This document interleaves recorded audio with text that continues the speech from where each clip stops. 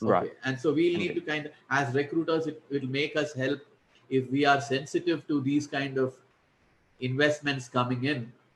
So what you're trying to tell me is the future is not bad for recruiters, but we can look forward to you know, you know, aiding in these kind of investments coming into our countries.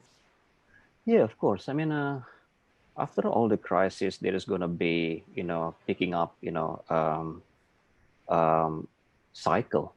I mean, look, right now, a lot of companies laying off their people. Correct. Like in my country itself, maybe 2 million, 3 millions have been laid off, and uh, another millions are in unpaid leave. So after this, the economy will be move again, will be recovering, and then that's the time we actually can get a benefit from that. And plus, as you said, I mean, some of the supply chain movement, we also can, benefit from there. Um, Say for example, like Australian companies, European companies in China, they would like to move to India, they would like to move to Vietnam. Vietnam, and then we can capitalize it actually. So again, understanding the landscape of the industry will bring will bring knowledge and opportunity list for us. Fantastic. I recall your earlier conversation where you were writing articles for European magazine, wherein you mentioned, in addition to recruitment, you talked about employer branding and Right. use of HR tech. And what else? So, what other advice do you have for recruiters no, or people who manage recruitment firms? What should be they doing differently henceforth? Okay. Okay. Um, well, first of all, we need to survive this period. Correct. That's one thing, right? And then whatever you can do, it depends on the size of your business. Correct. You have to do it, right?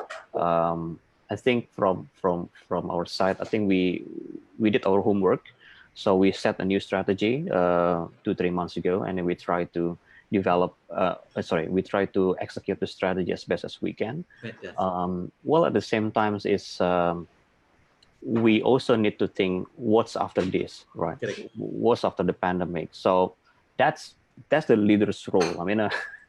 um, staff, they just do what they have to do, right? Sure. We leaders, we need to survive now, and what's next, right? Right. So for the owners or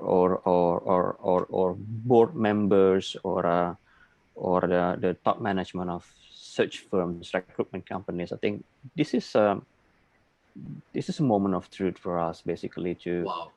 to relook our strategy. Is it the right strategy, or is it going to be applicable for the next 2-3 years from now? Uh, you have to think of it, to take your time, and try to analyze. Um, I like the one of the book that I read is a Blue Ocean Blue Shift, Ocean. Yeah, Blue right? Ocean ship. Okay, right. Yeah, Blue Ocean Shift. I think my thinking is why I created like golden talent products, and coming to the employer branding, because it's still blue ocean. It's not red ocean, right? Right, right. Yeah. So So, when can you elaborate what's the difference when you say red ocean and blue ocean? How is it different? yeah, well, executive search is red oceans, definitely. Okay. It's In red what way? oceans. Yeah. I mean, it's a lot of it's too much players there playing in the Okay. same field. The indications of red ocean usually is a price war, you Right. know, and blue ocean is something new, something people do not know yet. Something is coming from innovation, right? Fantastic. Um, so the thing is, if you're a lifestyle business, sometimes it's very hard to do purely blue ocean, Right. because to drive something innovative product, you need capital, right? You need Right. to, but living in the red oceans, you're gonna be dried and died. you know? Yeah. I So know. I can imagine. Yeah. so what I suggest is, if you look at the portfolio product of yours, whatever you do, you try to list every product you have, and you mark where you are. is this product in the red ocean? Is this product in the blue ocean? Or is this product in between, right? Wow. Okay. Employer branding is actually is in between, right? The Okay. the the problem with employer branding is, especially in my place in some of the ASEAN countries, what they think about employer branding is only about the making content, digital marketing, which it doesn't touch the core of, for example, like what is the employer value propositions, how do you make it, how do you analyze about the perceptions about your company. So I would say it's not blue ocean at all, Okay. but it's far from perfect. So that's why you want to come to that market. Okay, Fantastic. right. Golden talent is really blue ocean, right? Okay. That's why we're also struggling to move this market, because you must have maybe should have at least 5 to 10 people going to the small medium enterprise owners every day, Right. explain to Right. them why you need to do this, right? And as a lifestyle business with very limited resources, it's Right. very hard to do.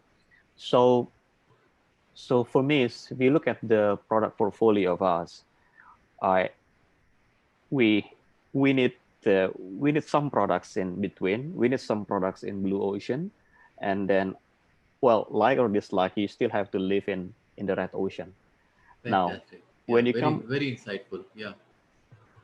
and if you have to live in the red oceans, and then number one is operational excellence is most important thing, because you're the most efficient recruiter, you're the most productive recruiter, so it's about operations and also the branding, right?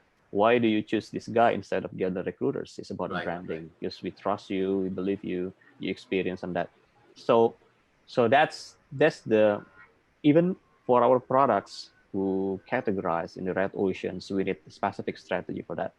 So you see the way we structure it, AK. Fantastic. Very insightful topic. So it is really good because most of us get a little psyched about the sudden loss of jobs. And then, we keep reading about how mechanization will remove a lot of jobs. Then you read about artificial intelligence, machine learning, they will remove more jobs. Robotics is coming. So suddenly, and then, there's this feeling of technology will replace a whole middleman kind of a thing. So there is a sense of vulnerability which most recruitment firms face, and especially in these times where you hear more about firing rather than hiring. So I think your insights which you have shared, Taufik, has been outstanding. I mean, love those insights Thank you. about red ocean, blue ocean, deciding on which life cycle of growth you are in, and focus on strategy versus operational excellence.